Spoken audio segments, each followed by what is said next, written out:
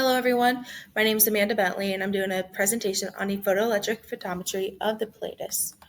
So a little bit about the Pleiades itself. The Pleiades is an open star cluster that consists of many hot B-type stars, although there were 7 main hot B-type stars within the star cluster. Because there were 7, there is a nickname that the Pleiades is called the Seven Sisters. The Seven Sisters stems from a Greek mythology that there were 7 sisters that Orion was pursuing, and Zeus sent them up into the sky to protect them. And they ended up liking it there so much that Zeus ended up just letting them stay. Galileo said it is the closest open cluster to the Sun in terms of age and richness. The Pleiades is an important cornerstone in many studies related to star formation, from physical models to observational properties of young stars. This is a little bit about what I'm going to be getting into for my lab. We're going to be observing the properties of these stars to be able to help determine the age of the cluster itself. So what exactly are B-type stars? I mentioned that the 7 sisters are B-type stars within the cluster. The Office of Astronomy for Education says it is a star with spectacle type B.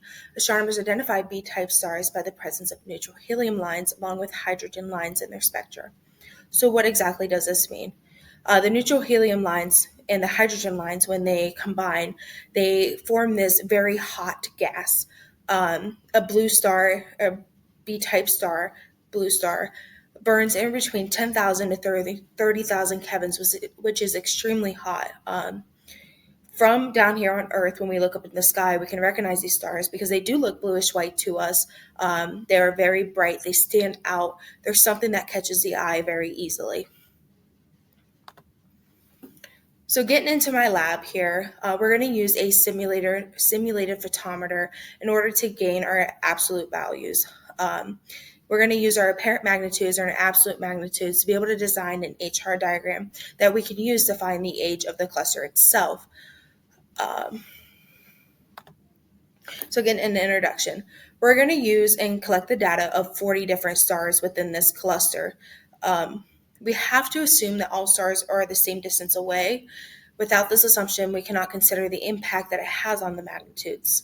So one of the main reasons, according to Penn State, the main reason is that we assume that all stars in a cluster formed almost simultaneously from the same cloud of interstellar gas, which means that the stars in this cluster should be very homogeneous in their properties.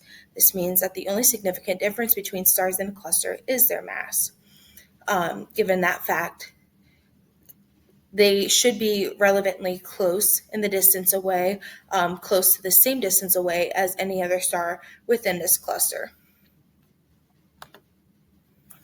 So methods. We're going to use a photometer. We use a photometer website in order to collect the data of 40 stars. This data is collected over a period of 2 different days. The light does have a contribution to this data as well from the sun because it is one of the closest clusters to the sun. So we are given the B and V values from using this photometer, and then we're going to create an HR diagram. The B and V values are our absolute and our parent magnitudes. So after we create our HR diagram, we have to line up our cluster in order to be able to gain a complete knowledge and understanding of how old this cluster actually is. We're going to use a few different formulas to calculate. So we have to find the age. In order to find the age, we have to look where our sequence turns off, which is our MSTO.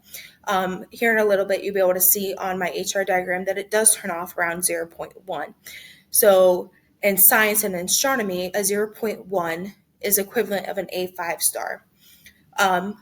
That's saying that almost all of these stars within this cluster are A5 stars that has a mass of 2.0.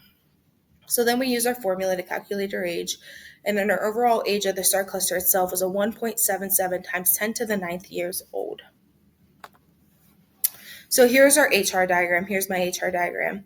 So the blue little squares that we see on our HR diagram represent the different stars and the data that I have taken over the 40 different stars.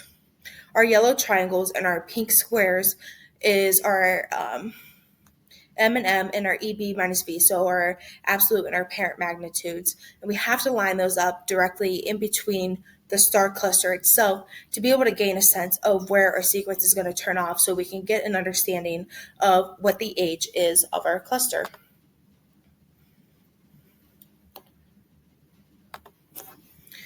So overall, the age of a 1.77 times 10 to the ninth years old makes sense.